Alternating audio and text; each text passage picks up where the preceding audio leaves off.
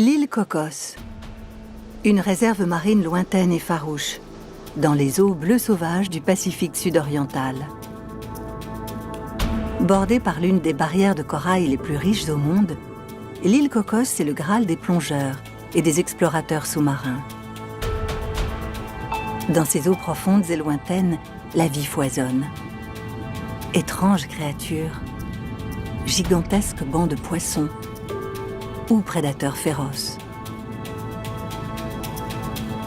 Un voyage extraordinaire dans les profondeurs d'un royaume sous-marin que la lumière n'atteint pas. À Cocos, la nuit appartient aux chasseurs.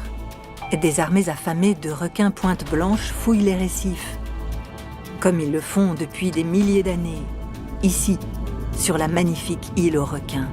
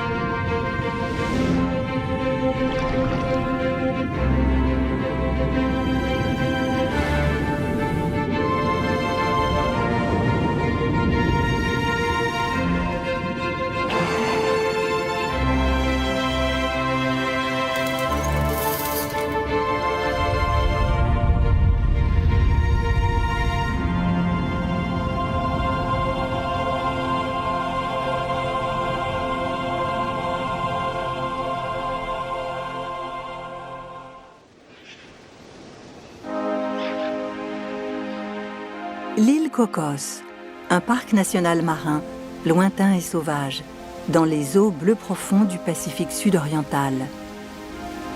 Plus de 500 km au large du Costa Rica.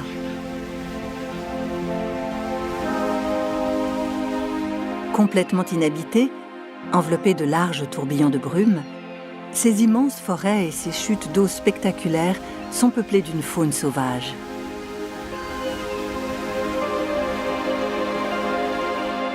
Plus d'une centaine d'espèces d'oiseaux nichent sur ces pics déchiquetés.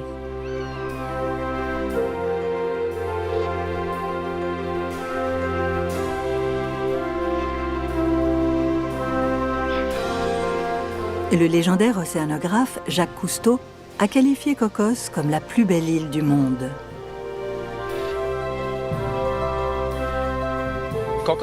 L'île Cocos est exceptionnelle parce qu'elle est couverte d'une forêt tropicale complètement vierge. Les autres îles sont juste des rochers qui jaillissent de la mer. Et quand on arrive à Cocos, on se retrouve tout à coup sur l'île de Robinson Crusoe ou à Jurassic Park. Cime d'une ancienne montagne volcanique, Cocos passe pour avoir inspiré Isla Nubla, le décor de Jurassic Park.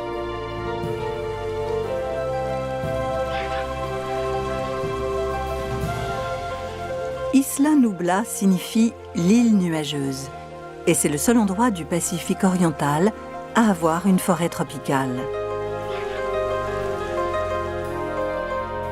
Comme dans Jurassic Park, on a l'impression d'un monde perdu, primitif, loin du continent.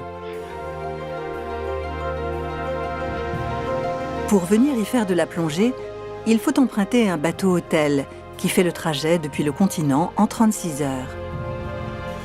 Cocos est vraiment un endroit unique. La seule évocation de ce nom donne des frissons, parce que c'est une légende dans le monde de la plongée.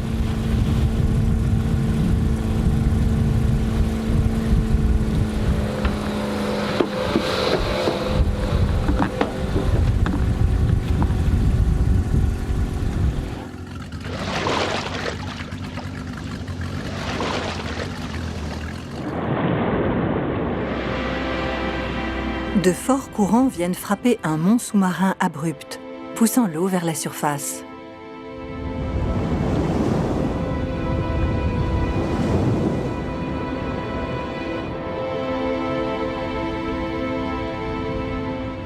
Ces courants, riches en nutriments, attirent des bancs de poissons qui, à leur tour, attirent de plus gros prédateurs.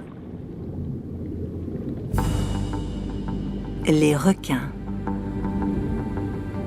Plus qu'ailleurs sur la planète, Cocos est le royaume des requins. Chaque fois qu'on plonge, on est sûr de voir un requin. Il y a des requins pointe blanche partout, des requins des Galapagos à certains endroits. C'est pour ça qu'on l'appelle l'île des requins. Les requins pointe blanche, l'un des plus petits squales de l'île, sillonnent le mont sous-marin.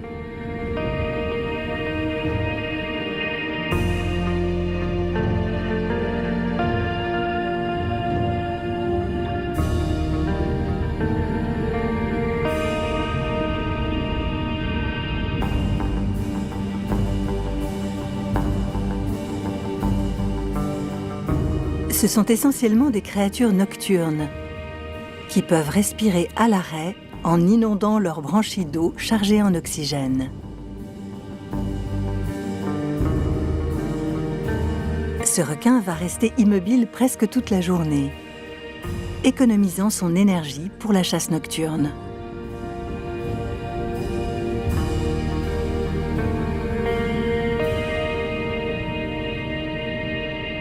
En un éclair, les petits poissons corail fuient le danger, signalant la présence d'un prédateur.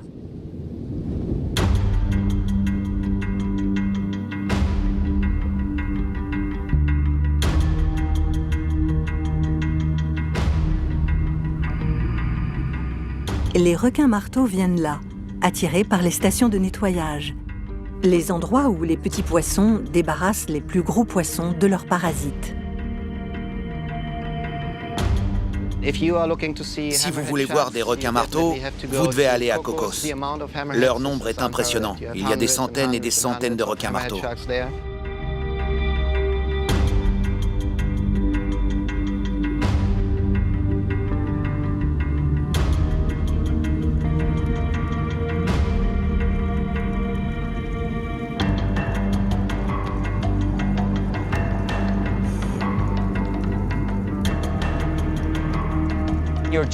Vous dérivez dans le courant et vous commencez à voir s'approcher des lignes blanches qui remontent des profondeurs.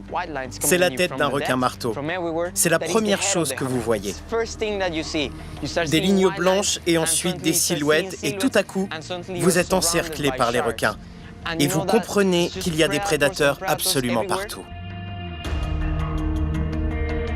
Armé de dents triangulaires et dentelées, aussi puissantes et aiguisées que celles d'une scie, le requin marteau est un prédateur imposant.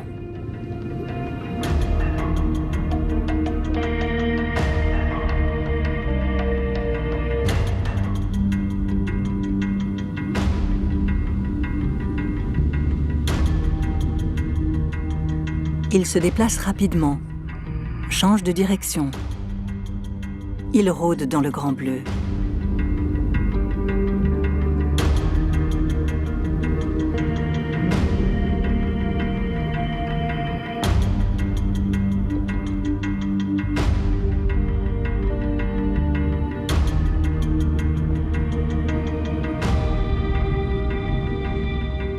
Comparé à son cousin le requin pointe blanche, le requin marteau a un champ de vision exceptionnel.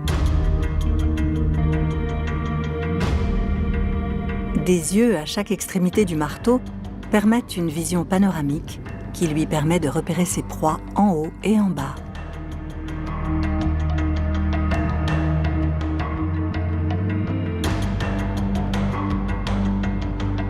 Ce champ de vision élargi n'est pas la seule raison de cette excroissance.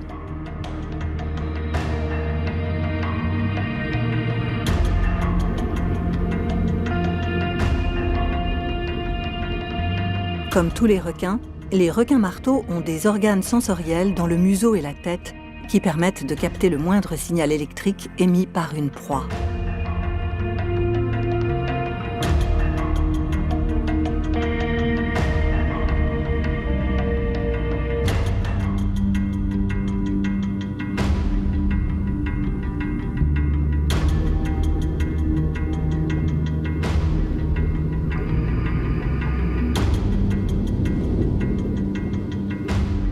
Répartis sur toute la surface de la tête, ces capteurs ultra spécialisés permettent aux requins de balayer une plus large portion de l'océan.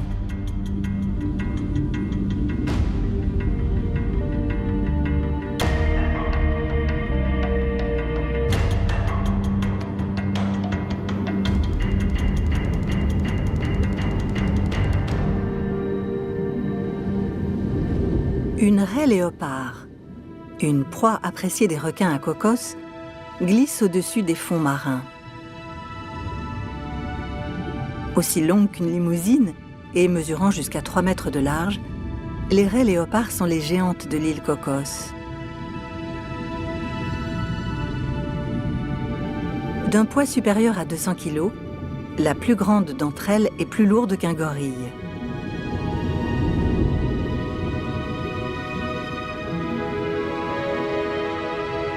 Propulsée par des nageoires semblables à des ailes, la raie léopard surgit au-dessus du mont sous-marin.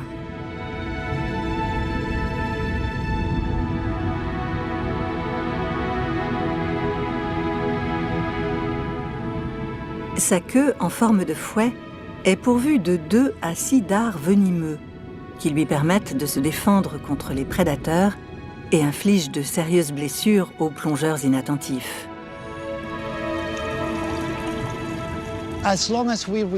Tant qu'on respecte une distance de sécurité, il n'y a jamais d'incident avec les raies. Au cas improbable où vous ne respecteriez pas cette distance et qu'elle se sente en danger et qu'elle vous pique, ce n'est pas agréable du tout. Vous pouvez me croire. Le dard est long et peut s'enfoncer profondément. En plus, c'est venimeux. La blessure peut s'infecter. Il faut la faire soigner très vite.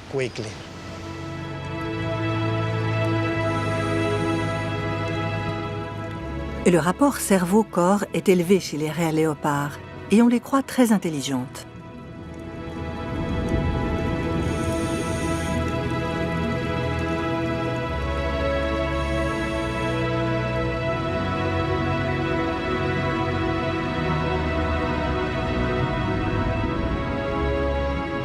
Comme leurs cousins requins, les raies, comme cette raie à taches noires, sont pourvues de cellules nerveuses spécifiques qui leur permettent d'intercepter les signaux électriques émis par d'autres animaux qui se déplacent sous l'eau.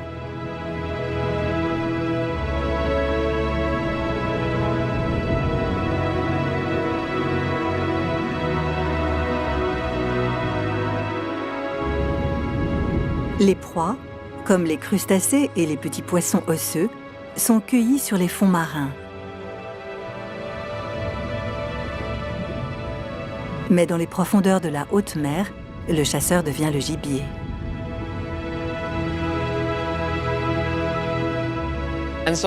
Parfois, on voit des raies marbrées à qui il manque des bouts de corps et on voit clairement la marque d'une morsure de requin. Parce qu'ils viennent et ils en croquent juste un bout. La raie s'en sort avec juste une blessure et le requin repart avec son petit encas.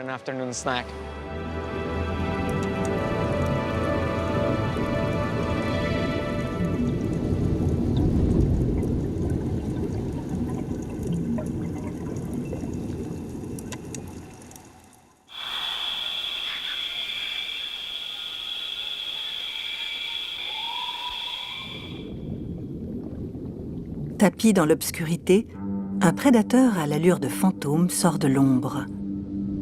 Le puissant requin des Galapagos.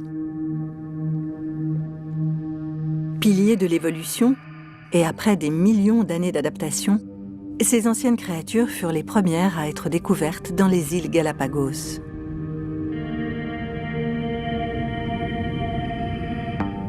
« 3 mètres de long, fuselé comme une torpille, le requin des Galapagos est un redoutable chasseur, armé d'une douzaine de rangées de dents en lame de scie, plantées dans une large gueule.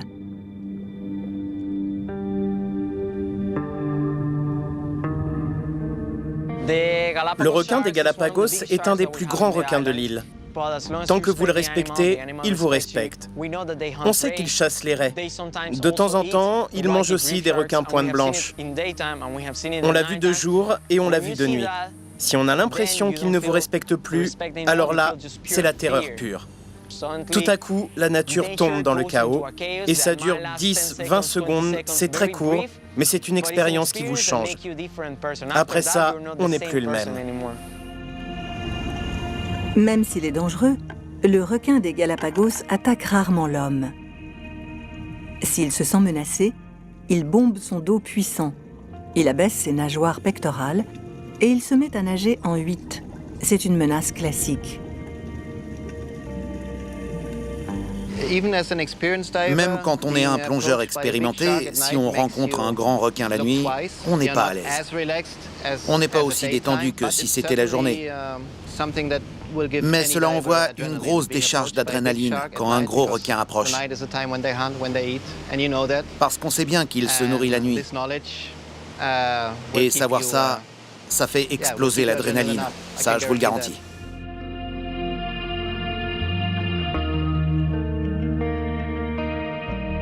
Sans menace et sans proie apparente, le requin disparaît dans l'obscurité, entraîné par sa quête infinie de nourriture.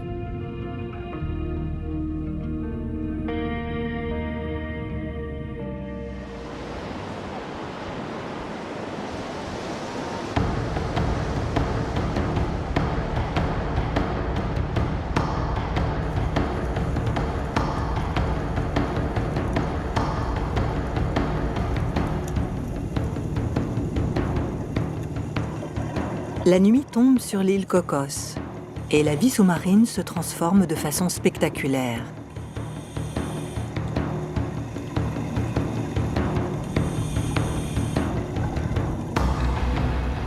Le requin des Galapagos n'est pas le seul prédateur à hanter les eaux noires.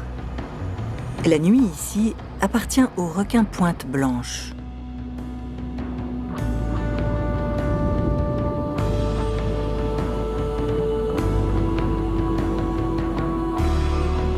À des centaines de requins pointe blanche.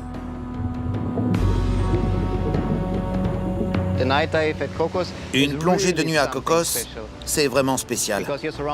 Parce qu'on est encerclé par des centaines de requins pointe blanche qui chassent. Ils sont nerveux et ils ont faim. Et vous êtes juste au milieu d'eux. Ça va tellement vite, parfois, on ne sait même plus où regarder.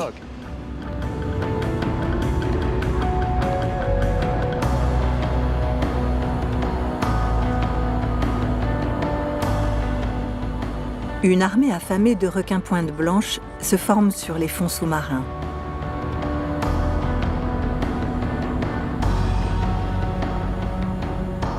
Alors que pendant la journée, ces requins restent dans des grottes ou nagent calmement au-dessus des coraux, la nuit, ils sont agressifs. Ils plongent leur large tête dans les cavités des coraux pour en faire sortir les crustacés et les poissons osseux.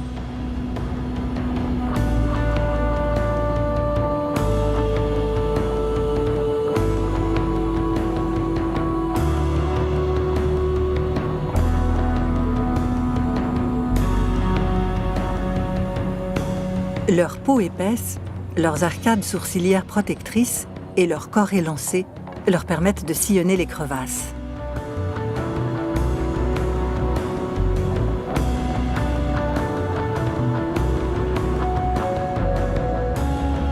Les requins pointe blanche nagent lentement. Ils préfèrent chasser la nuit quand la plupart de leurs proies dorment.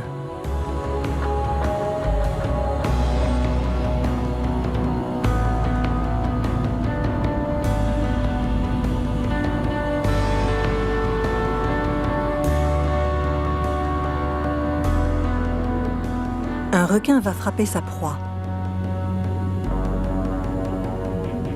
Mais il est devancé par une grande carangue noire qui s'est jointe à la meute.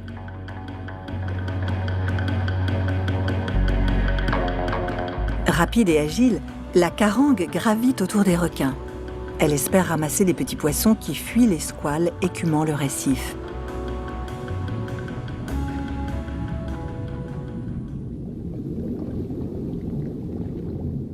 Les requins affluent pendant qu'une langouste se déplace sur le fond marin à la recherche d'un coin tranquille, loin de la frénésie du banquet.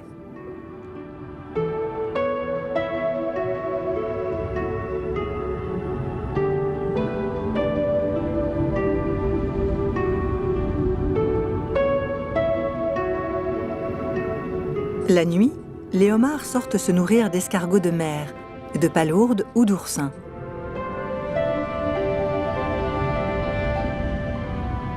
Même si elle n'a pas la tenaille de ses cousins à pinces, la langouste est armée d'une longue antenne venimeuse qu'elle agite pour repousser des prédateurs aventureux.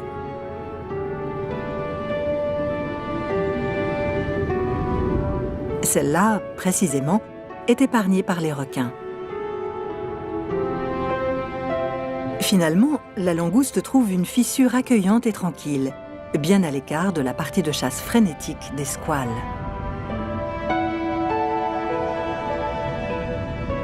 Pendant ce temps, un tétrodon moucheté, bourré de toxines naturelles qui découragent la plupart des prédateurs, essaie d'échapper aux requins affamés. Comme il nage lentement, il a compensé en devenant le champion de l'autodéfense. Non seulement il est toxique, mais il peut aussi doubler ou tripler sa taille en absorbant dans son estomac élastique de l'eau ou même de l'air. Gonflé comme un ballon, le tétrodon est plus difficile à avaler et ça décourage ses prédateurs potentiels, et surtout les poissons plus gros que lui.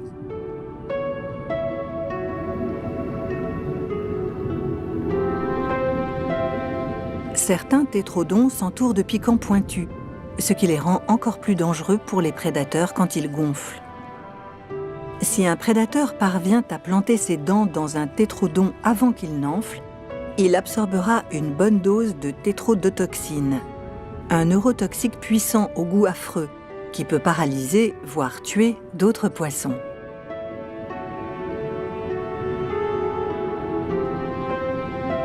La tétrodotoxine est encore plus dangereuse pour l'homme, 1000 fois plus toxique que le cyanure. Un seul poisson contient suffisamment de toxines pour tuer 30 humains. Le requin passe son chemin.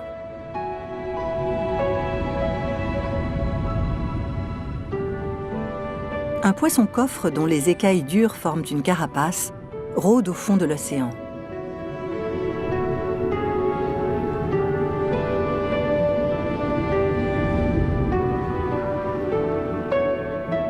Comme le tétrodon, le poisson-coffre est rempli de toxines qu'il peut libérer dans l'eau. C'est une défense efficace contre les prédateurs, comme les requins.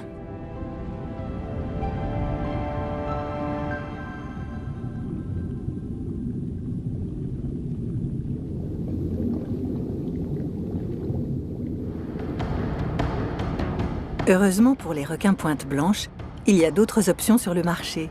Et ils continuent à écumer les récifs pour attirer les proies hors des coraux.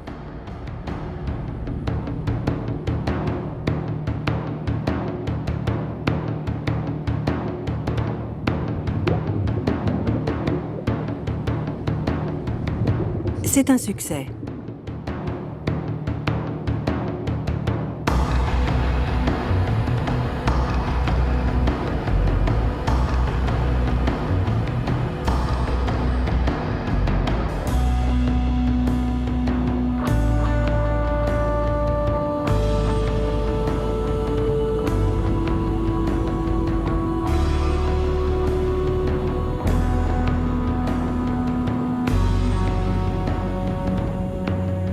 Dans l'obscurité de la nuit, les requins ne peuvent pas compter sur leur vision.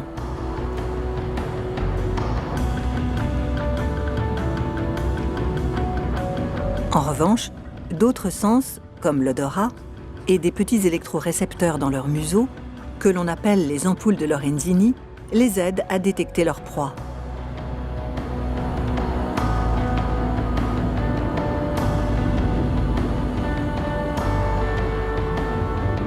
Parfois, deux requins vont cibler la même proie et ils s'affronteront.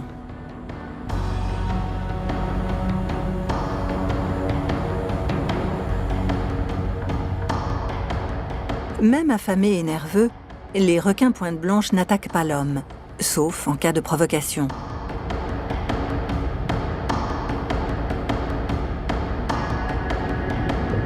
Mais les plongeurs doivent quand même garder leur distance quand les requins chassent leurs petites proies. Si vous êtes trop près du fond, ces petits poissons peuvent se cacher dans votre équipement. Et les requins viendront chasser ces poissons. Et ils mordront tout ce qu'ils peuvent. Et vous pouvez vous faire mordre par un requin de récif si vous ne faites pas attention.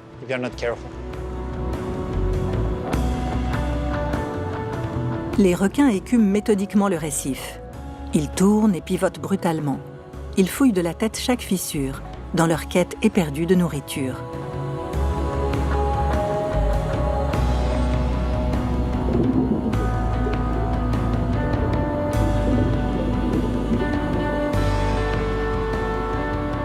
Dans ce monde oublié, le même spectacle féroce se joue toutes les nuits, depuis des milliers d'années.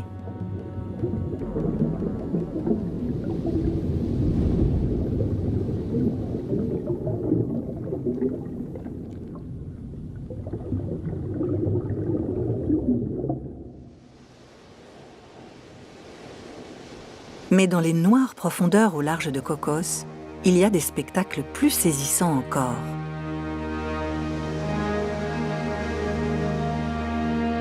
Ici, à bord de l'Argo, se trouve un sous-marin de poche personnalisé, baptisé le Deep Sea.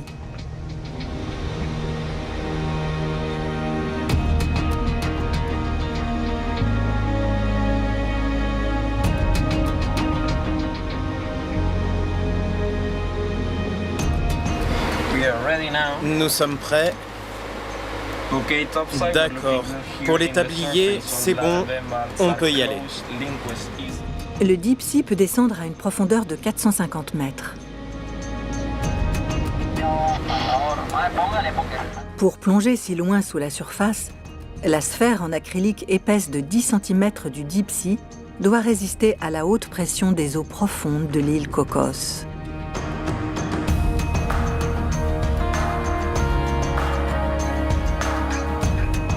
À 450 mètres de profondeur, l'eau exerce une pression 90 fois plus importante sur le corps humain que l'air ne le fait en surface. Ça équivaut au poids d'un ours polaire en équilibre sur votre thorax. Aujourd'hui, le Deep Sea est programmé pour descendre à 300 mètres. C'est aussi loin sous l'eau que le sommet de la Tour Eiffel l'est au-dessus.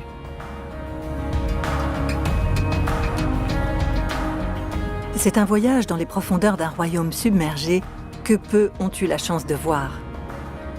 On a le meilleur terrain de jeu du monde pour tester le sous-marin. Quand on l'a amené à Cocos, tout un monde s'est révélé. Tout à coup, on a découvert que Cocos était un monde complètement différent dès qu'on atteint les grandes profondeurs. Loin dans l'abysse froid et sombre, des mystérieuses créatures brillantes apparaissent.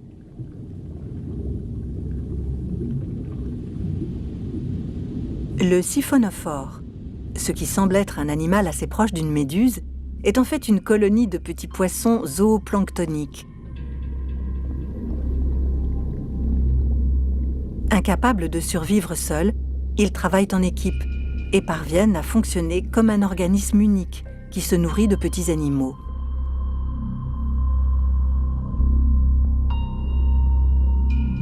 Le siphonophore géant est l'un des plus grands animaux au monde, puisqu'il atteint une taille de 50 mètres, la longueur d'une piscine olympique.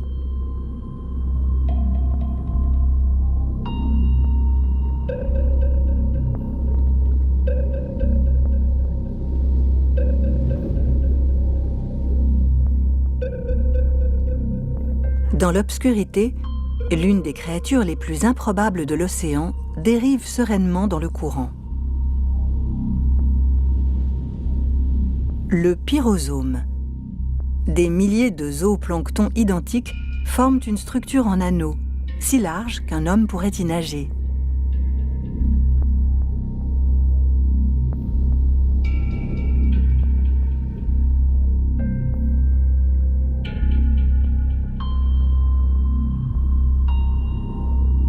La lumière brillante émise par le pyrosome peut être vue à 30 mètres.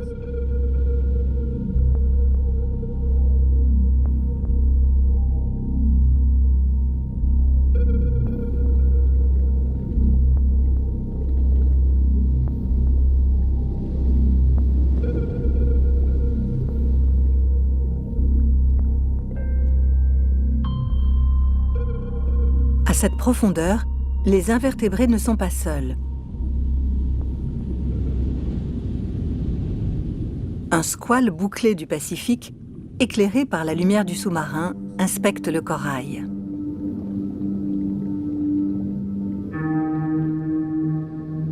Même dans l'obscurité de ces profondeurs, les requins restent des chasseurs virtuoses. Un peu comme celle des humains, leurs pupilles s'ouvrent et se rétrécissent, permettant à la lumière de toucher la rétine.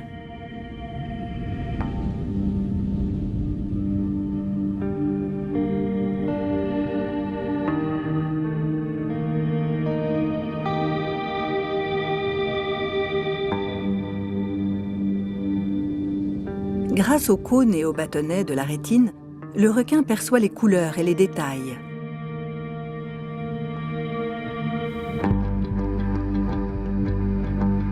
Comme les chats, les requins ont des couches de cristaux en forme de miroir au fond de l'œil qui exacerbent l'intensité de la lumière et améliorent la vision dans ces eaux noires. Par rapport aux requins qui chassent en plein jour, les requins des profondeurs ont de grands yeux qui arrivent à capter les faibles rayons qui pénètrent l'obscurité. À 300 mètres sous la surface, dans une zone que les plongeurs appellent le clair-obscur, le soleil se ferait difficilement un chemin.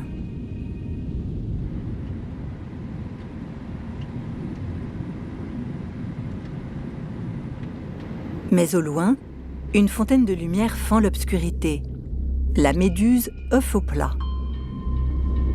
Hypnotique, aussi gracieuse qu'une ballerine, la méduse se déplace au ralenti pour pallier le manque d'oxygène des profondeurs.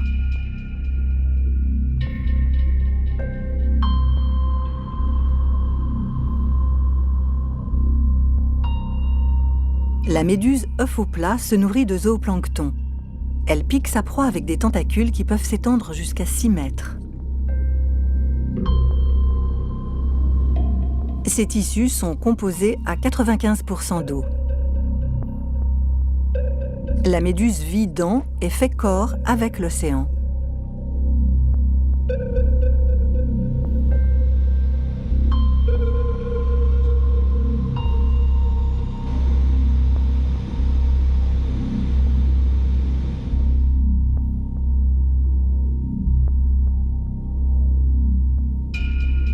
Les eaux noires et profondes de l'île Cocos abritent des créatures uniques et étranges, rarement observées par l'homme.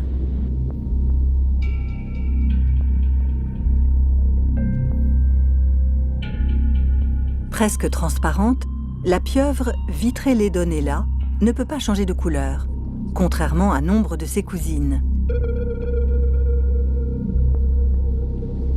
Son corps translucide, presque incolore, la rend quasiment invisible aux prédateurs.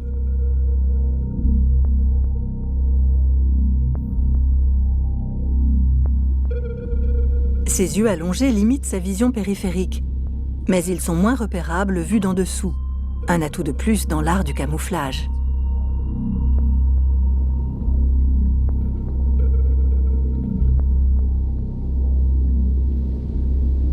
Parce qu'on en voit rarement, on sait peu de choses sur la Vitreledonella, comme c'est d'ailleurs le cas pour toutes les créatures des profondeurs que la lumière n'atteint pas.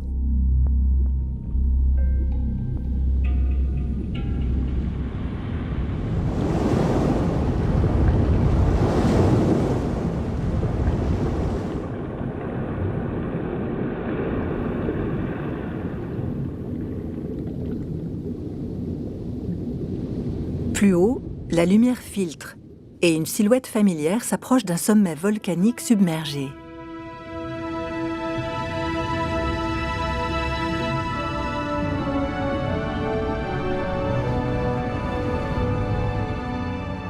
Elle se réchauffe près de la surface. C'est la tortue verte.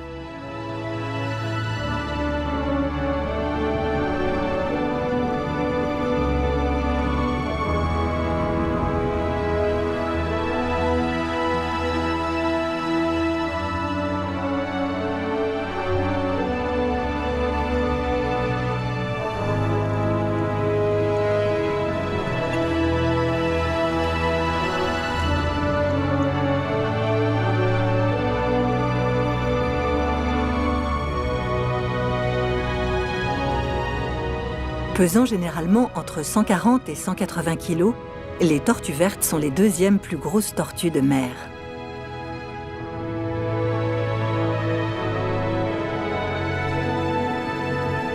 Ces créatures vivent plus de 50 ans et parcourent les océans depuis 100 millions d'années.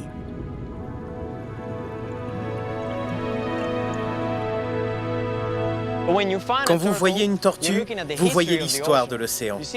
Vous regardez la tortue dans les yeux, elle vous regarde, et c'est comme plonger dans la connaissance, l'exploration, l'expérience. Vous regardez un animal qui est peut-être plus vieux que vous. Vous vous sentez vraiment connecté à l'histoire de l'océan.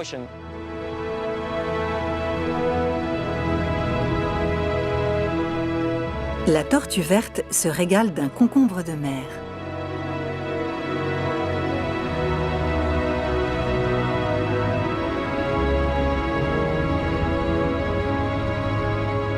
Animaux migrateurs, les mêmes tortues vertes observées à l'île Cocos ont été vues sur les côtes du Costa Rica, à plus de 500 km de là.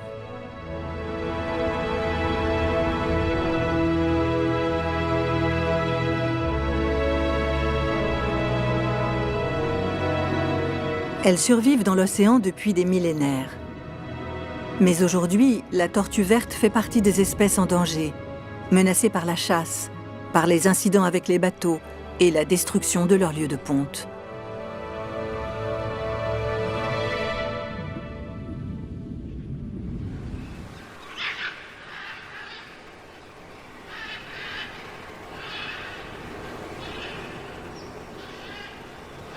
Tout comme les tortues de mer, l'île Cocos joue un rôle fondamental dans l'histoire de l'océan. Formée à la suite d'une éruption volcanique il y a plus de 2 millions d'années, l'île Cocos est entourée de montagnes sous-marines et de cathédrales de pierre grandioses.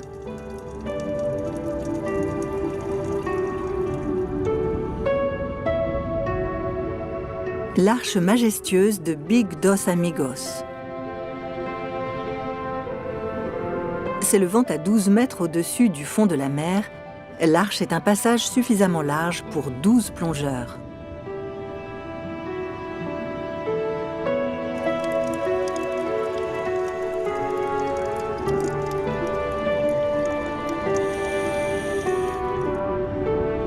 C'est aussi le refuge d'une myriade de poissons. Le poisson papillon à museau noir et une foule de vivaneaux bleus et dorés.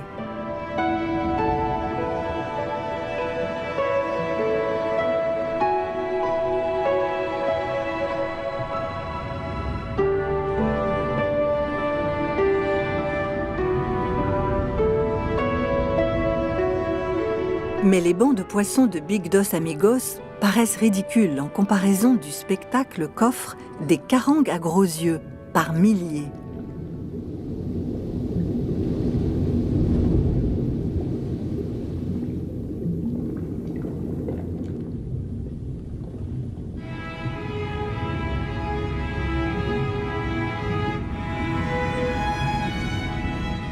Tourbillonnant comme une tornade argentée, masquant le soleil, des carangues noires se déplacent en bancs compacts et organisés pour dérouter les prédateurs.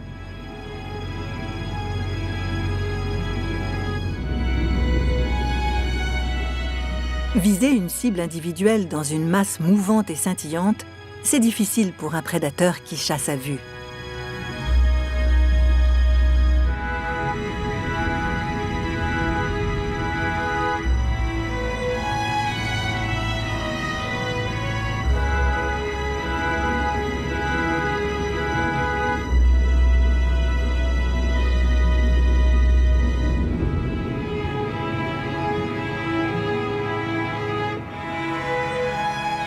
Nager à l'unisson.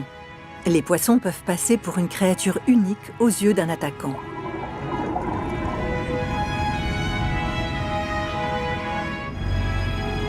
De loin, ce banc de poissons a la taille et la forme d'une baleine pilote. Quand on plonge au milieu du banc de poissons, on dirait qu'il fait nuit. La lumière ne perce pas la masse incroyable de poissons. On est complètement entouré. Si on a la chance d'être là quand un prédateur arrive et que toutes les carangues fuient dans la même direction, on entend et on sent l'onde bouger. Ils commencent tous à nager et il y a ce boom, c'est vraiment fantastique.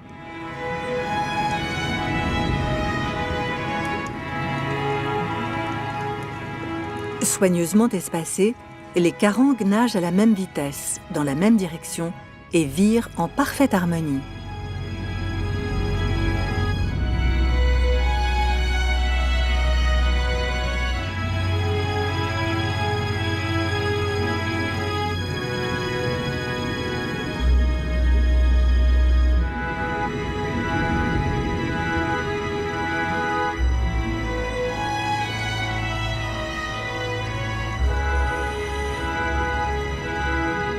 Et puis, aussi vite qu'il est apparu, cet hypnotique banc de poissons disparaît dans les eaux bleues profondes.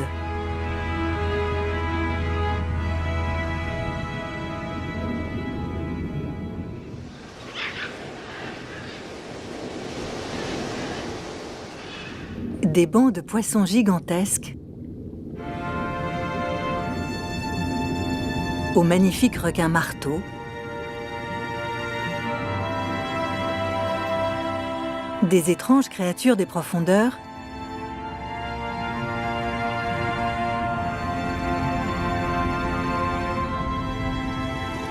aux chasseurs nocturnes infatigables,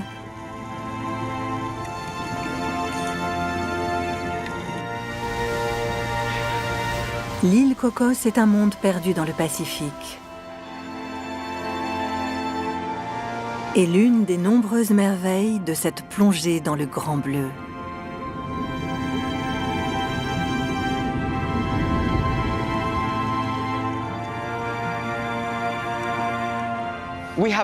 On a un adage sur Cocos.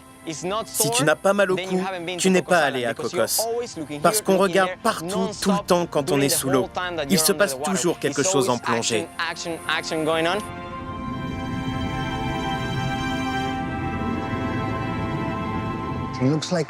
On dirait un endroit préhistorique.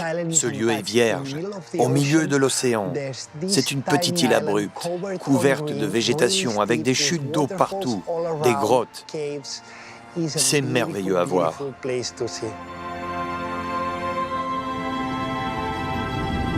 Cocos est un must pour tous les plongeurs. Il y a une quantité phénoménale de requins qu'on ne voit nulle part ailleurs. Vous voulez voir des squales? L'île Cocos en regorge. Et ce genre d'endroit est de plus en plus rare sur la planète.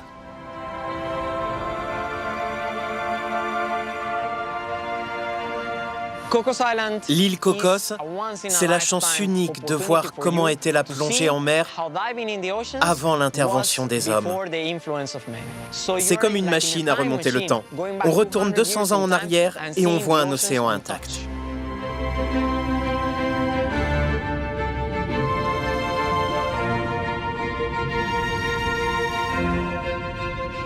C'est comme une bibliothèque.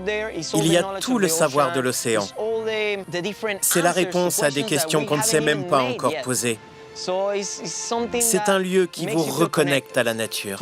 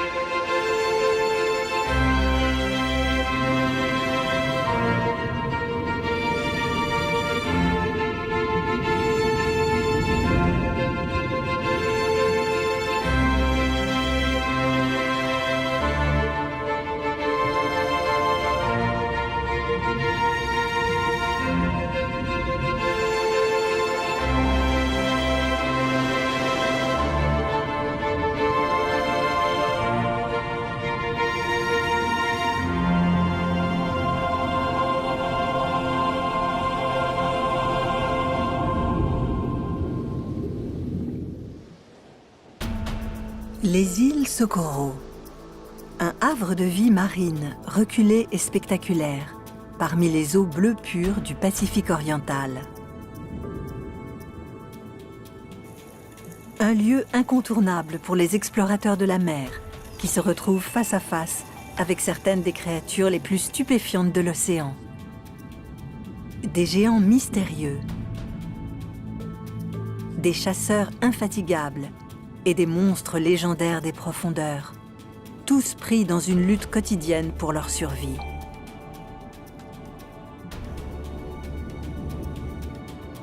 Le domaine de maîtres dans l'art du déguisement, de magnifiques bancs de poissons et d'ingénieux mammifères marins.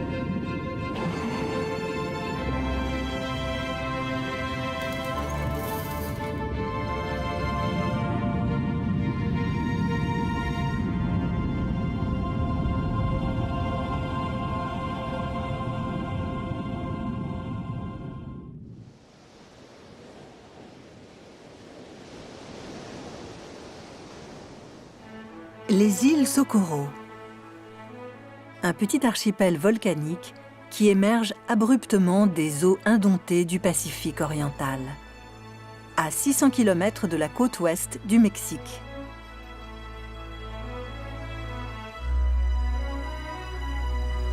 Primitive et reculée, Socorro est désertée par les humains.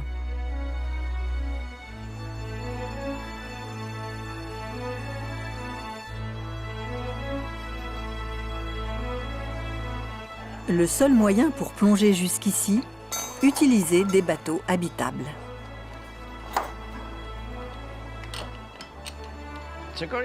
Socorro est un lieu unique parce qu'on a de fortes chances d'y croiser de gros animaux pélagiques.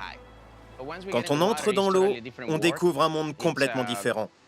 On a l'impression d'être dans un laboratoire de vie sauvage.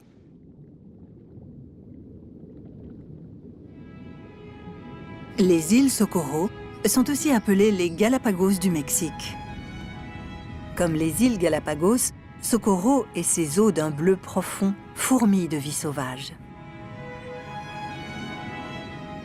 Perdues dans le Pacifique, à des heures de la côte, les îles comme Socorro attirent une quantité impressionnante d'animaux.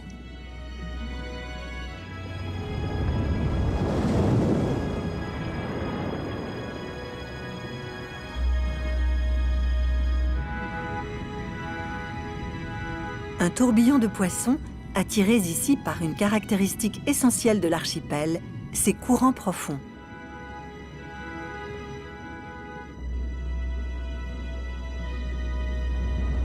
Au plus profond de l'océan, les courants les plus forts battent les flancs de l'île, avant de remonter en entraînant avec eux des nutriments qui alimentent le plancton nourricier dans la chaleur du soleil.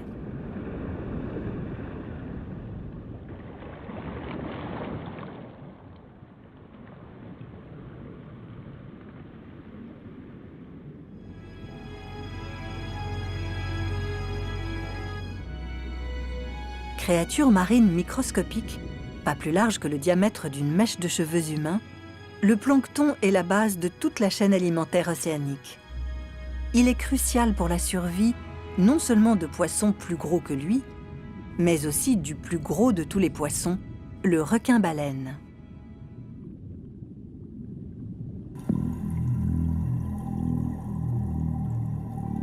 Long de 12 mètres, autant qu'un semi-remorque, le requin-baleine peut peser plus de 20 tonnes. Il fait 4 fois la taille du grand requin blanc. Quand on nage à côté de lui, on ne fait pas la moitié de ses nageoires pectorales. On se sent vraiment tout petit. Le géant se déplace doucement, près de la surface. Les requins-baleines sont des poissons filtreurs. Ils font disparaître des quantités de plancton, de poissons et de plantes dans une gueule si énorme qu'une voiture de course pourrait s'y engouffrer. Si le requin fait 12-15 mètres de long, sa gueule ouverte fait cette taille à peu près, je dirais. Alors quand il ouvre la gueule, on a l'impression qu'il pourrait nous avaler d'un seul coup. Des filtres dans sa large gueule laissent passer les petites proies, tandis que l'eau de mer, jusqu'à 5700 litres en 1 heure, est rejetée par ses branchies massives.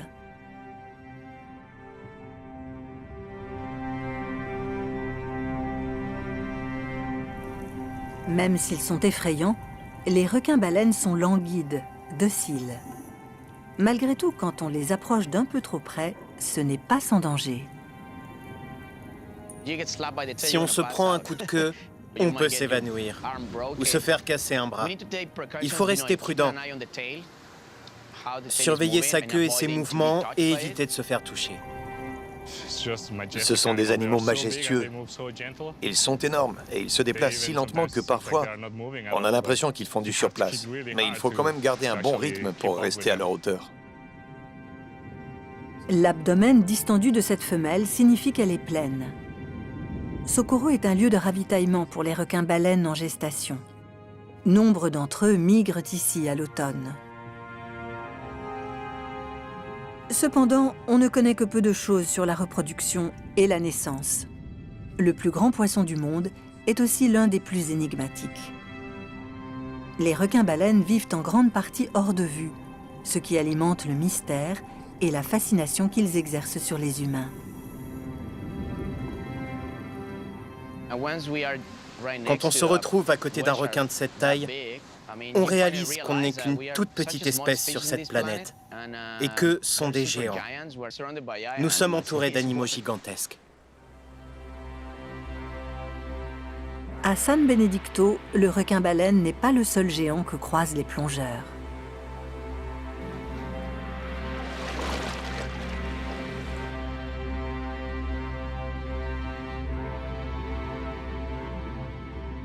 Ils peuvent voir aussi les raies manta du Pacifique.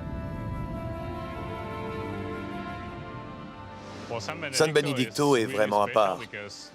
C'est peut-être le meilleur endroit de l'archipel pour voir des raies manta. C'est le meilleur endroit au monde pour interagir avec elles. Elles passent juste au-dessus de nos têtes et on n'a qu'à les suivre. On a l'impression de faire partie de leur monde, qu'elles nous laissent entrer dans leur univers. C'est vraiment incroyable. La raie manta du Pacifique est la plus grande espèce de raie. Son envergure peut atteindre 9 mètres, la longueur d'un terrain de tennis.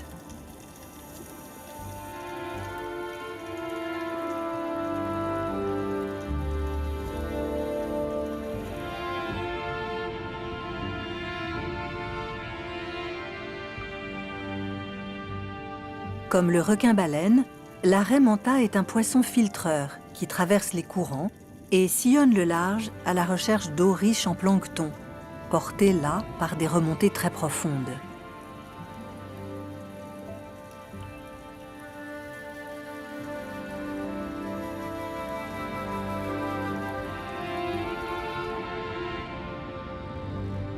Ses 2 nageoires en forme de lame se rabattent pour conduire l'eau dans sa bouche béante.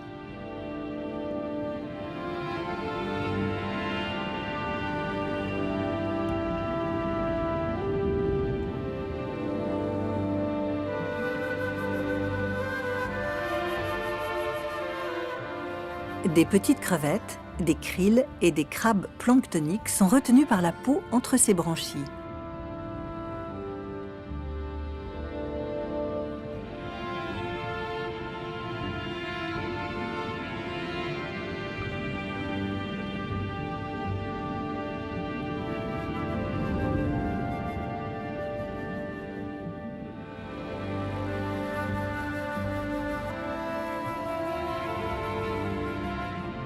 Pesant 2 tonnes, une raie manta peut manger à elle seule 200 kg de plancton en une seule semaine.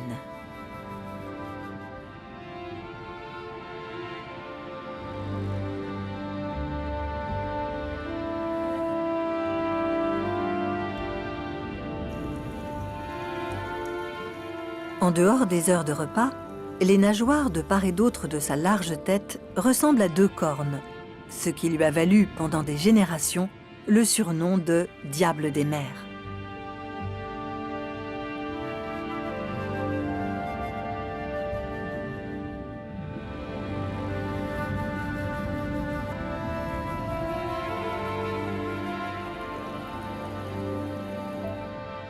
À cause de sa taille imposante et de sa forme de chauve-souris, la raie manta a longtemps été perçue comme une créature monstrueuse.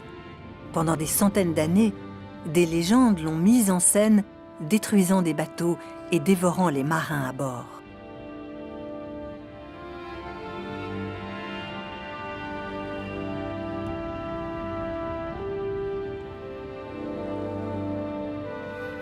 Ce n'est que dans les années 70, quand les nageurs ont commencé à interagir avec les raies manta, que la vraie nature de ces géants affables vint à être connue.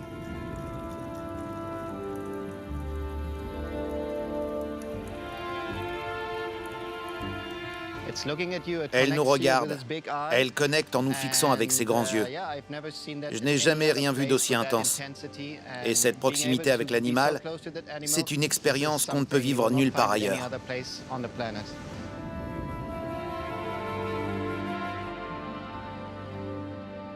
Contrairement à la plupart des raies, la raie manta n'a pas de venin dans sa queue.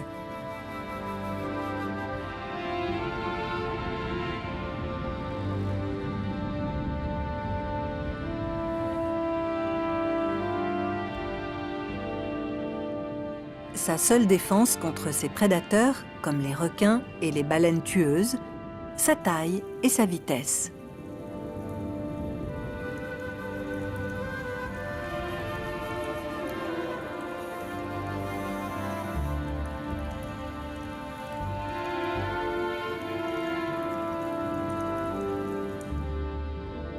Mais ni la taille ni la vitesse ne peuvent défendre la raie manta contre une des créatures les plus remarquables de l'océan, le rémora, et son allure de gargouille, aussi appelé poisson pilote.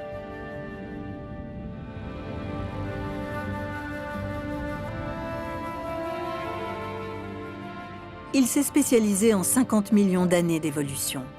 Sa tête est surmontée d'un disque adhésif puissant qui lui permet de se fixer à la raie manta sans lui demander son avis. L'adhérence du rémora est si forte qu'elle lui permet de rester attaché même dans des courants très violents. Il tient bon, même si son hôte essaie de s'en défaire en se frottant contre le mont sous-marin.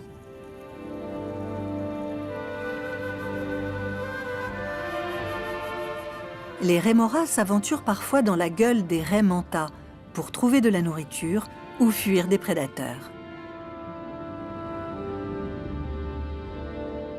Les raies y trouvent un avantage. Les rémoras se nourrissent de parasites et de peaux mortes. Mais ces autostoppeurs peuvent aussi devenir une nuisance. Ils ralentissent la raie, créent des écorchures et des plaies sur sa peau à cause de leur succion permanente.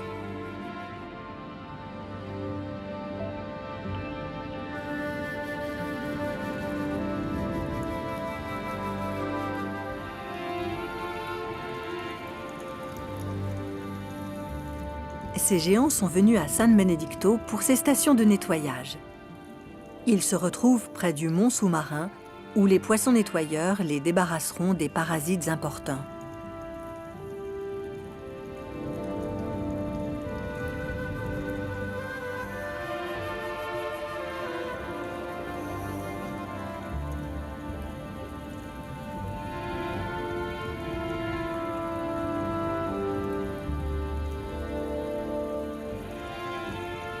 San Benedicto est le siège d'un balai sous-marin permanent.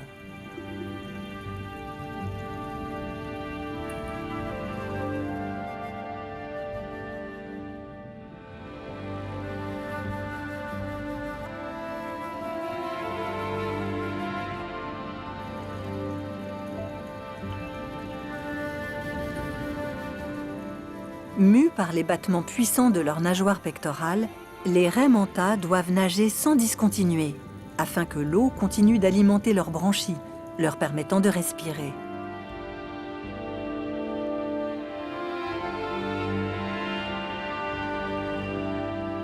Elles mènent une vie de mouvement continuel.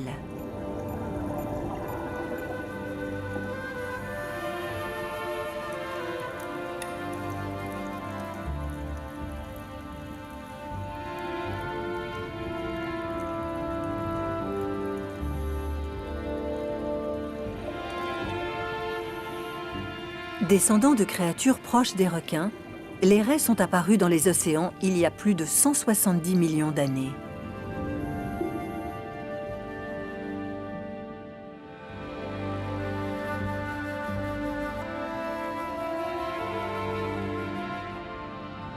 Les cerveaux des raies manta sont exceptionnellement larges, et en particulier la région responsable des fonctions sensorielles.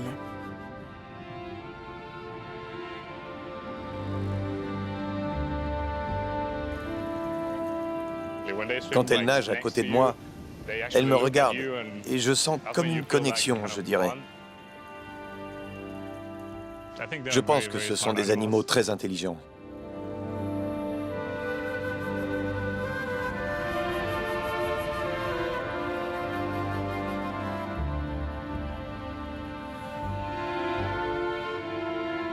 Comme leurs cousins les requins, les raies manta ont des cellules cérébrales spéciales qui leur permettent de capter les signaux électriques qu'émettent d'autres animaux qui se déplacent dans l'eau.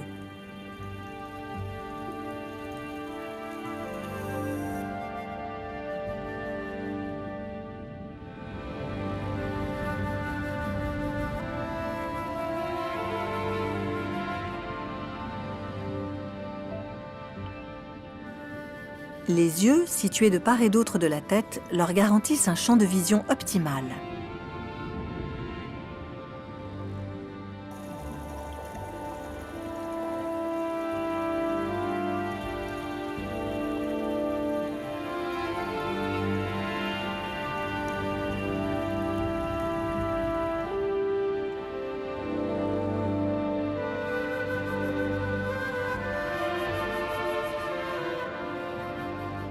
Une fine couche de mucus sur leur peau les protège des bactéries, les aide à soigner leurs blessures et réduit la friction quand elles glissent gracieusement parmi les courants, arpentant l'océan, éternellement à la recherche de nourriture.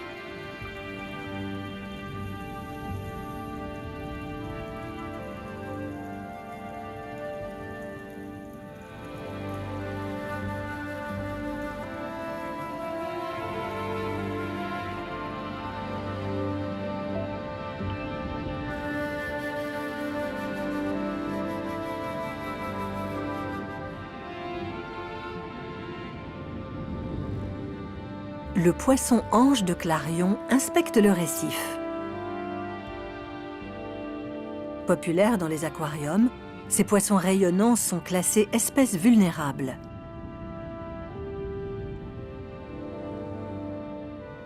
Leur habitat à Socorro est maintenant protégé.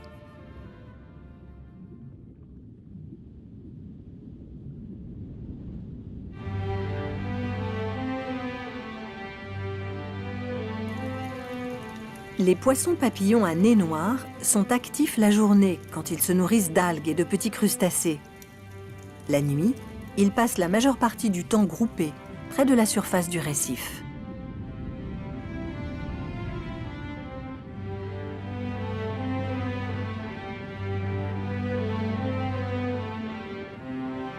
Ce sont des poissons nettoyeurs qui éliminent et mangent des parasites sur la peau d'animaux marins comme les requins et les raies.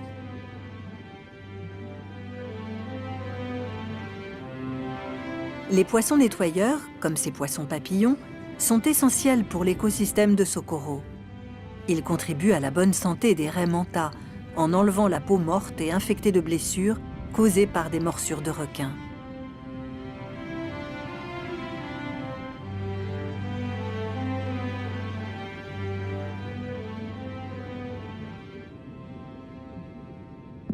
Socorro est un paradis pour les grands racleurs brouteurs de l'océan, le requin-baleine, et la raie manta.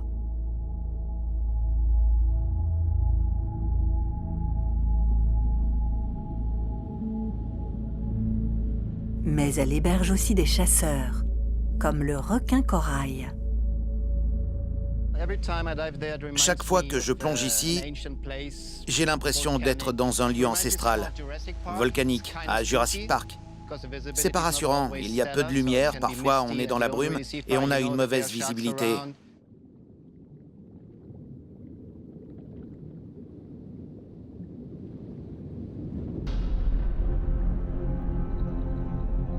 Un petit banc de requins coraux patrouille le long de la montagne sous-marine.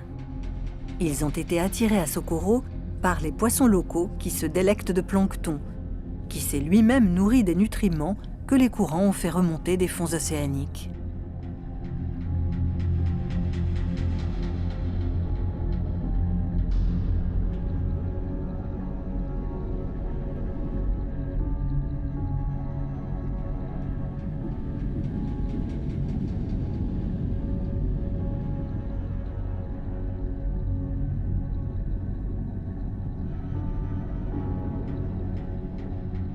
Comme son nom le suggère, le requin corail se trouve souvent près des récifs de corail, privilégiant les trous, les crevasses ou les saillies de pierre pour être protégé.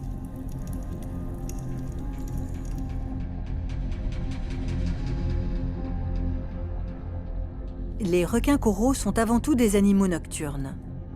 Pendant la journée, ils se reposent et prennent soin de préserver leur énergie. Les requins se réunissent en groupe. Ils se resserrent et s'entassent les uns sur les autres. Ils sont capables de rester ainsi sans bouger pendant des heures d'affilée.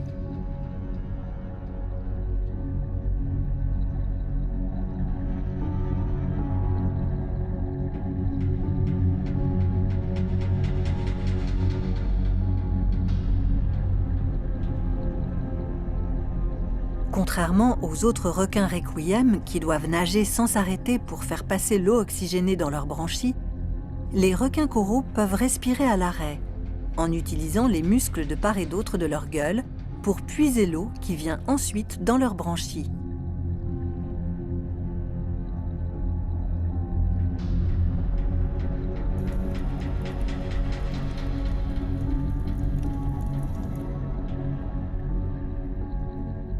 Ces requins ne vont pas bouger du reste de la journée, avant de se mettre en action à la nuit tombée, sillonnant les sombres récifs à la recherche de petits poissons, d'anguilles et de crabes.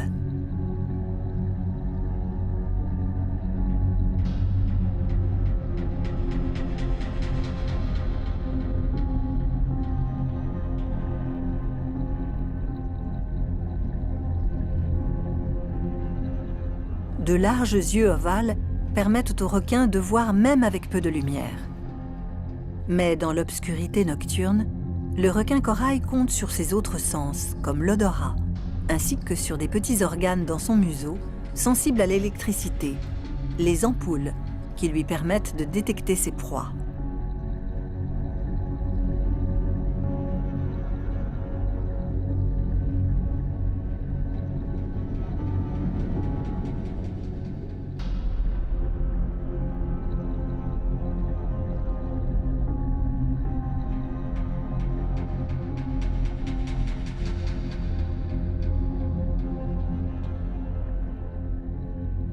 Au loin, un son familier ne peut signifier qu'une chose, l'arrivée des grands penseurs de l'océan, les dauphins à gros nez.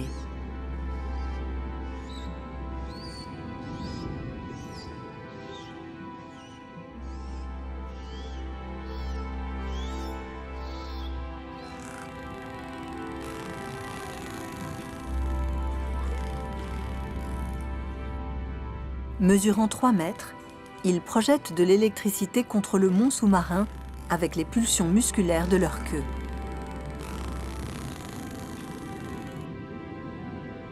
Appelés ainsi à cause de leur bec trapu, les dauphins à gros nez sont des animaux sociables, se déplaçant en groupes de 10 à 30.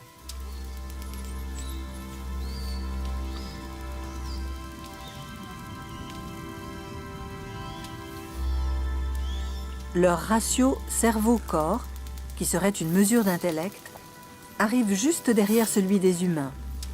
Rusés, les dauphins sont capables de coordonner leur chasse, regroupant des bancs de poissons pour les récolter ensuite.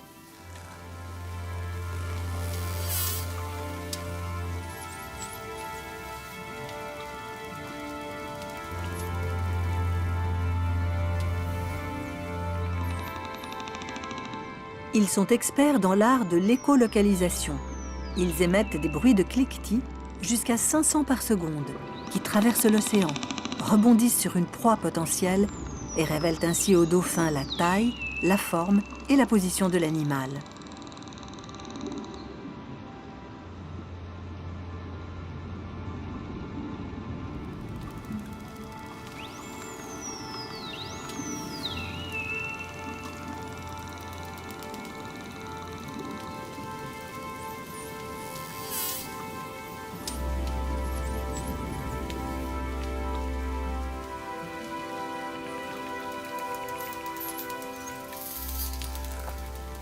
En quelque sorte, ils voient grâce au son. Un sifflement signale la prise aux autres dauphins du groupe. Chaque membre de la horde utilise un sifflement bien à lui pour s'identifier.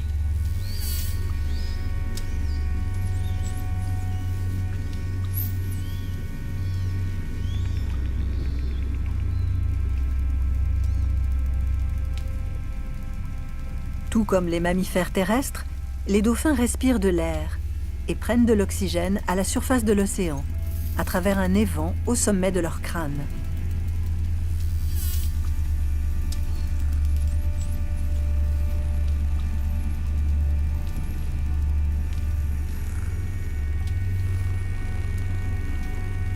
Ils doivent être conscients pour respirer, et ainsi ne s'endorment jamais complètement.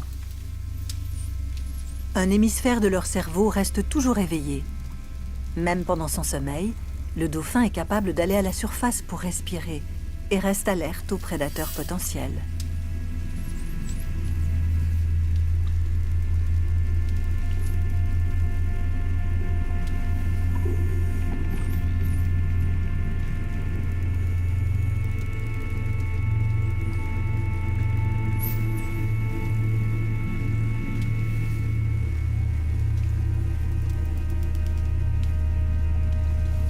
L'intelligence et la débrouillardise des dauphins est bien documentée.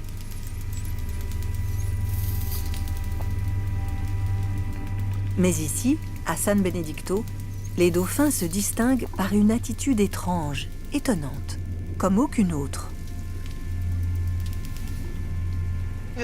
À chaque fois que les dauphins de San Benedicto nous croisent, ils s'arrêtent à la verticale et se mettent à sombrer comme ils ne nagent plus. Ils sont à l'arrêt et se mettent à faire des bulles. C'est l'occasion d'être très proche d'eux.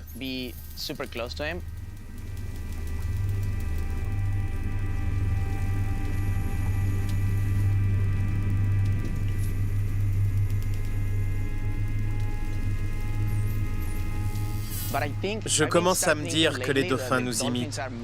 En tout cas, ils en ont tout l'air.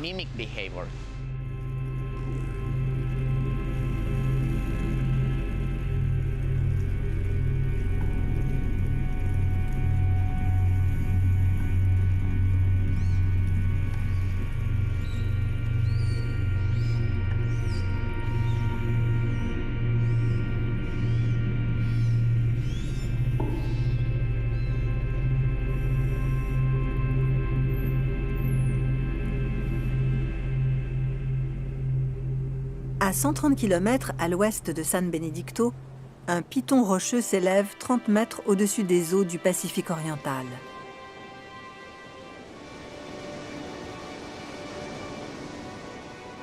C'est l'île Roca Partida, la roche isolée. Haute de 90 mètres, large de 8 mètres, ancrée dans le guano des oisillons en nidation, la Roca Partida est la plus petite des 4 îles de Socorro.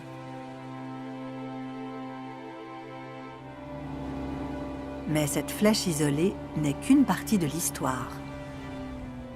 Je pense que la Roca Partida pourrait être élue meilleur site de plongée au monde.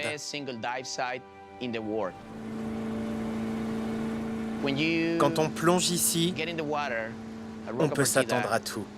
On ne sait pas ce qu'on peut croiser.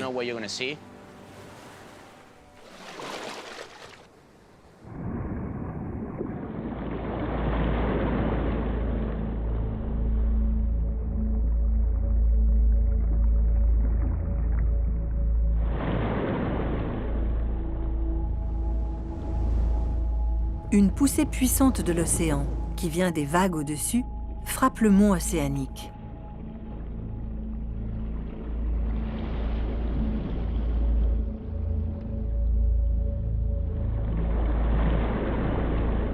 La houle fait affluer l'eau à la surface et la fait redescendre le long des murs volcaniques de la Rocca Partida. On plonge au milieu de petits rochers en plein océan Pacifique. Donc c'est sûr qu'on aura droit à ça à chaque descente. On peut être confronté à des courants forts, à des poussées. Quand on n'est pas très habitué, ça peut faire un peu peur.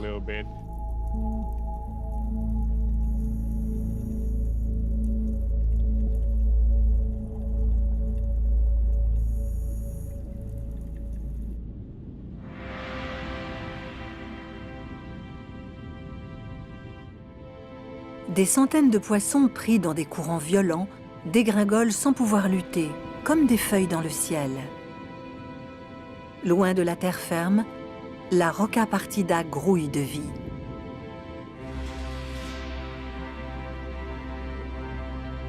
Ces murs raides abritent de petites créatures marines et d'impressionnantes formations de corail dur, valant à Rocca Partida son surnom de cathédrale de la mer.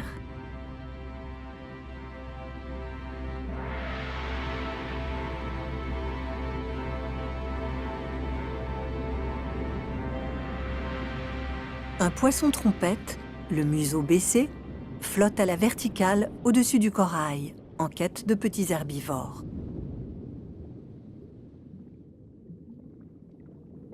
La raie d'Asiatis longa glisse au-dessus du mont océanique. Sa queue dangereuse traîne derrière elle.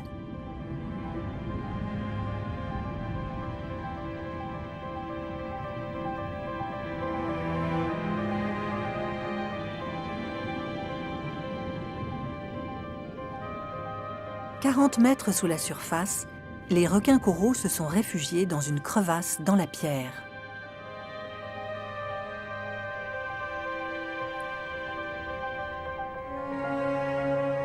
Mais tandis que les falaises sous-marines plongent encore plus loin pour disparaître dans les profondeurs bleues, un tout autre monde commence dans les fonds océaniques de Socorro.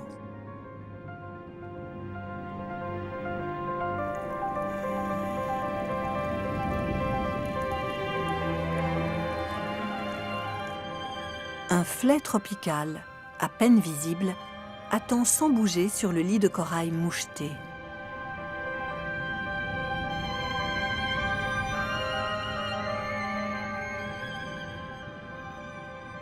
Les flets sont les maîtres du camouflage.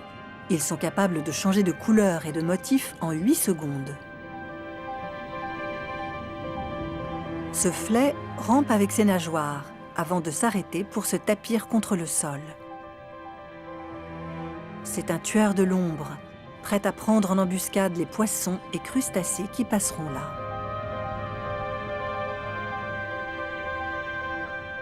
Plus loin, le long du mont sous-marin, un plus grand maître encore dans l'art du déguisement, la pieuvre, qui cherche le meilleur endroit pour surprendre ses proies imprudentes.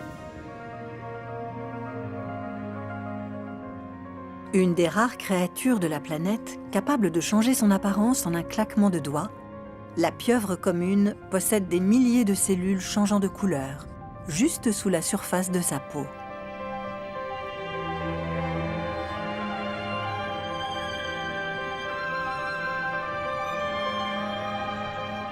La pieuvre est capable de modifier non seulement sa couleur, mais aussi la texture de sa peau.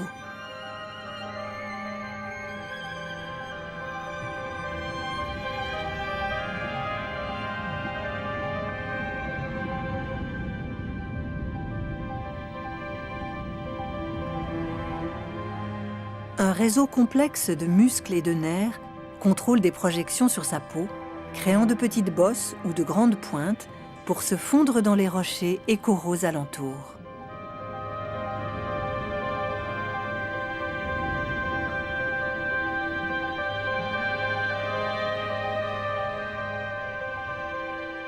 Ainsi cachée, la pieuvre attend que des crabes et des mollusques croisent sa route.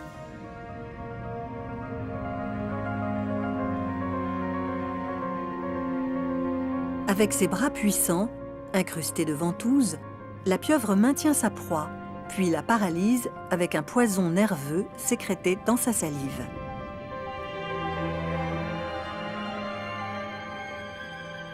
Si elle se fait attraper par un prédateur, la pieuvre peut se défaire d'un bras. Il repoussera miraculeusement plus tard, sans grave dommage.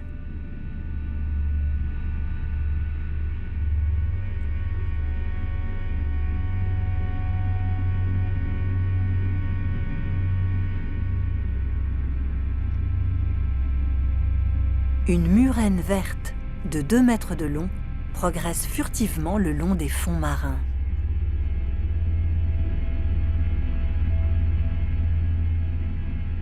Ces animaux solitaires passent leur journée à se cacher entre les rochers, dans des crevasses. Les murènes vertes ont mauvaise presse. Elles sont vues comme des créatures vicieuses.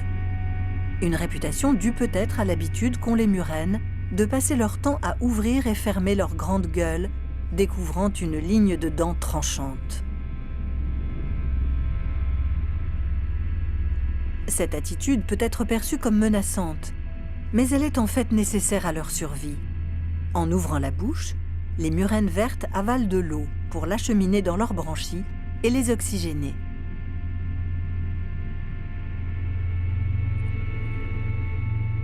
Elles ont une mauvaise vue. Ainsi, au lieu de chasser des poissons, des crabes ou des crevettes, elles se terrent entre les rochers, puis bondissent sur leur proie, prise au dépourvu.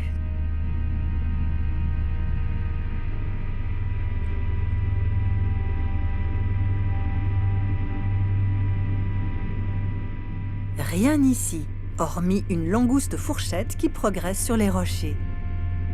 La murène verte continue sa route.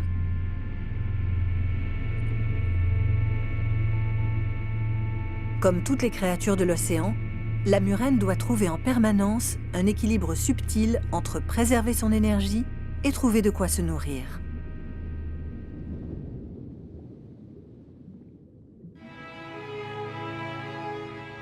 Pendant ce temps, plus près de la surface, se déroule une scène spectaculaire, propre à Socorro. Des carangues grasses, par milliers, forment des nuages épais, argentés.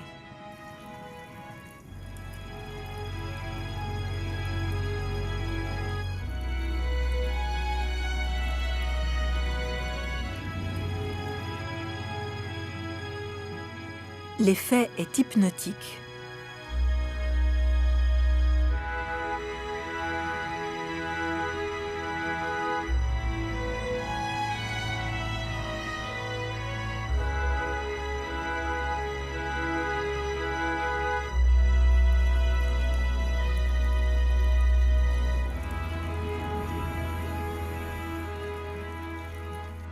Quand on plonge, il se met à faire sombre, et partout où on pose le regard, on trouve des poissons.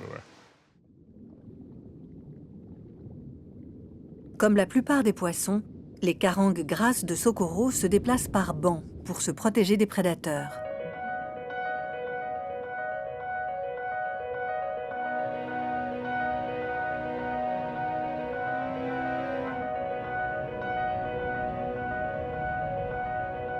Plus on est nombreux, mieux c'est. Un banc de carangues bien serrés qui nagent à l'unisson pourrait passer pour une seule et même créature aux yeux d'un chasseur potentiel.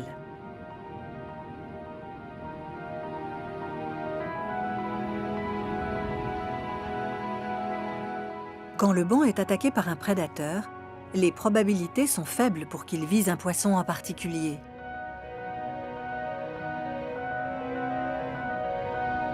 Cet effet de dilution réduit aussi les chances pour un poisson du groupe d'être victime d'un parasite.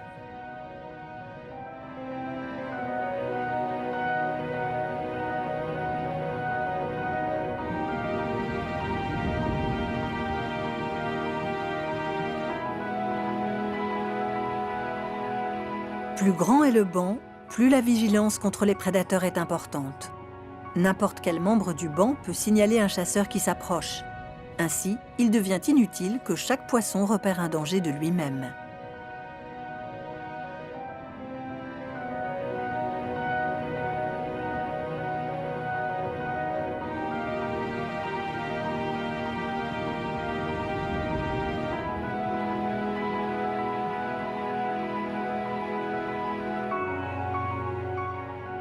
Plus le banc s'accroît, plus il compte Dieu pour parcourir une plus grande étendue de l'océan et repérer les prédateurs. Une plus grande sécurité leur garantit plus de temps pour se concentrer sur la recherche de nourriture.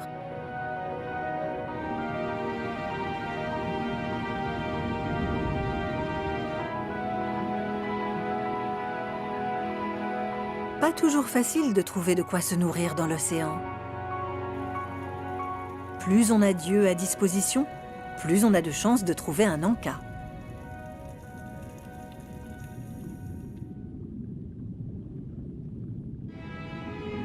Espacés les uns des autres de façon calculée, avançant à la même vitesse, dans la même direction, les carangues sont capables de tourner rapidement et harmonieusement, comme si le banc avait son propre cerveau.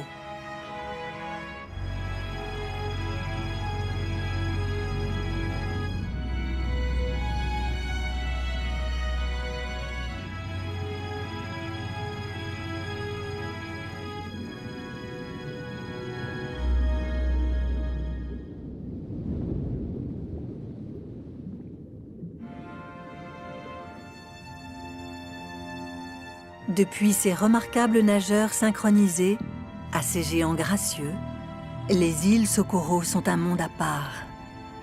Une des nombreuses merveilles de cette plongée dans le grand bleu.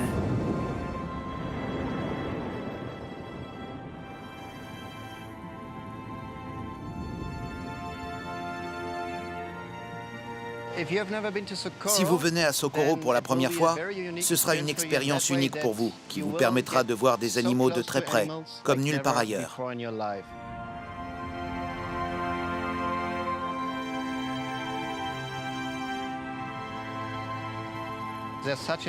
Et puis, il y a une telle variété de gros animaux, et la qualité des interactions qu'on peut avoir avec eux est inégalée. Vraiment.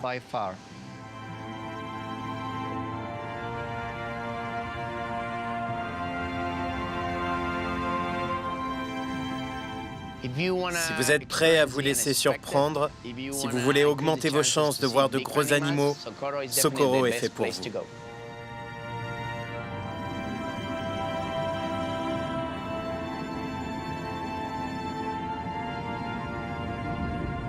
Les raies manta, c'est le joyau de Socorro. Elles vous laissent vous joindre à elles. C'est dingue les liens qu'on peut avoir avec les animaux ici. Avec les raies manta, les dauphins. Vous pouvez nager à côté d'un immense requin-baleine ou d'une baleine à bosse. C'est impossible à décrire. Il faut le vivre. Il faut venir ici.